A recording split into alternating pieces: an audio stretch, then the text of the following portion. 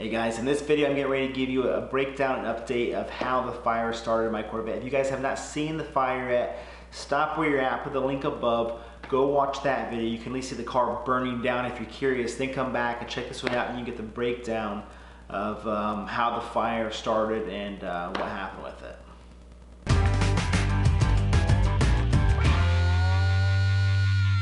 I guess I start right at the beginning. The C7s were known to have a fuel leak around the gas tank leak. That's not it. There was no gas tank leaks. There's nothing on the car that messed up that caused this fire to happen. Nothing like that. So if you're a Corvette owner, you know, as far as what you have in your car, if it's a C7, nothing. It's fine. I'd been out bashing RC cars at a friend's house for a few hours prior to that, getting ready to head home. Now, on the RC cars, big RC junkie, Traxxas fan, I'd been bashing my Traxxas Rustler, VXL. I definitely go the battery route versus the gas. Had enjoyed my time with him. I was getting ready to go back home, and I'm going to stop by the local lake and try to do a pass with my Traxxas X-Max with paddle tires on there. I had two 4-cell LiPo batteries. For those that are, I'm trying to cover the vendor's name so you can't see who that is or the brand.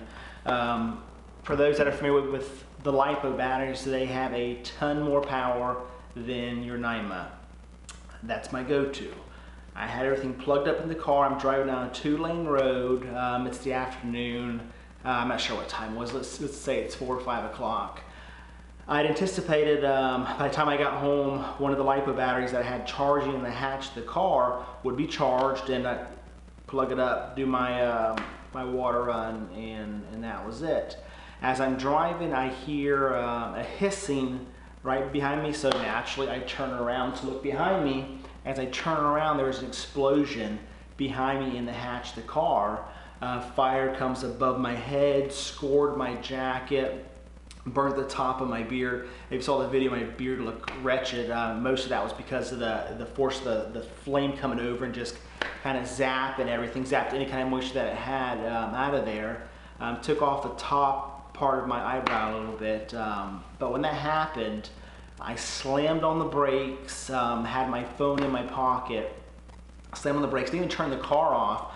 I was so freaked out and nervous. I'm trying to open the car door, and I couldn't get the car door open. It's electronic. I ended up reaching down and pulling the emergency door, opener at the bottom part of the floorboard there by my left foot. Left the car running. I did put the emergency brake on. Jumped out of the car. Thank goodness no other car was coming towards me at that time, because I don't remember looking at all. I remember immediately taking my hoodie off, and the hoodie hadn't caught fire, but it was singed a little bit. There's some melted parts on there. Looked back in the car, and the whole hatch of the car is just in flames. In that back area, I had 3 or 4 GoPro cameras, my $900 Traxxas X-Max, the $400 Traxxas Rustler, all that kind of stuff gone. The hatch of the car had a fire extinguisher, but that's where the fire is at. I could not get to the hatch. I was absolutely, horrified. On the car's running. When that kind of thing happens, it happens so dang quick. Right behind me happened to be a volunteer firefighter. And he's of course telling me to get away from the car and get off the road. So I step off the road. I'm just sitting there looking at my car, and no, I didn't just pull the freaking phone out and start recording. The fire had been burning for a few minutes, and it quickly grew out of control. There was no stopping it to start with. Like I said, once the fire was there, it was in the hatch. It started to move forward. I think I left my driver door open as I jumped out of it. It just moved so fast. Cars running, you could hear it in the video. I stepped away, and cars on both directions coming.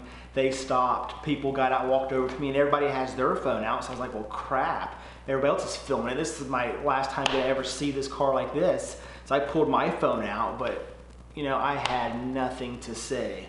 I'm upset with myself LiPos are known to be radical batteries. I should have had the LiPo in they have like a burn bags or something like that. So when you charge the LiPos, you, I guess, enclose them in a bag so heaven forbid it explodes. It's supposed to, control the fire so nothing spreads and traps it there. But myself, I'm sure like most people, you think, well, you're right there beside it. If something happens, you can just catch it really quick. Absolutely not. Never again. I've not even charged one of these LiPo batteries since then, and not because I'm scared of it, I just haven't. I have not spent the few bucks to buy a burn bag that, had I had it, would have saved everything, my clothes, everything. I watched the car burn. It took, I think, approximately 18 minutes for the whole thing to melt to the ground. And there were 2 different fire stations that come and met about the same time right there at the car, and they had trouble getting it out because it now melted the fuel tank, and fuel was leaking onto the road. So it did take them quite some time to really get it out, but 18 minutes is really what it took to really just melt the car to nothing. You couldn't identify anything. It was so darn hot, the flames were incredible. I don't wish something like this upon anybody. I lost everything. I really did. As far as the insurance company, they covered just a very, very, very small amount of personal items. I'm not going to say the insurance company's name, but it's not much. I lost everything. I only had the cell phone because it was in my pocket. I left out of the car with the cell phone, the keys in my pocket, and that was it. The car can be replaced. It just sucks that everything else is gone, and on top of that, it could have been avoided had I had the burn bag for the LiPo battery. This stuff would have never happened. That's it. So what's next? I have no clue. C8's coming out pretty soon. Is that going to be it? Maybe, maybe not, probably not. I really don't know. The Corvette for myself was an extra car, something I enjoyed. Where I have the channel here, I didn't really make it a part of the channel. I did do a review of it. I'll go ahead and I'll put that at the end of the video if you're curious to see what the car was. Had loads of modifications done to the car. Didn't save receipts. Big mistake. You guys probably all know that. But I really intended on keeping that car forever, taking it to the grave with me. I didn't care about the receipts. Well, unfortunately, in this case, it's gone. I didn't get any more money for all the modifications done to it. It hit me hard. It hit me hard in the pocket.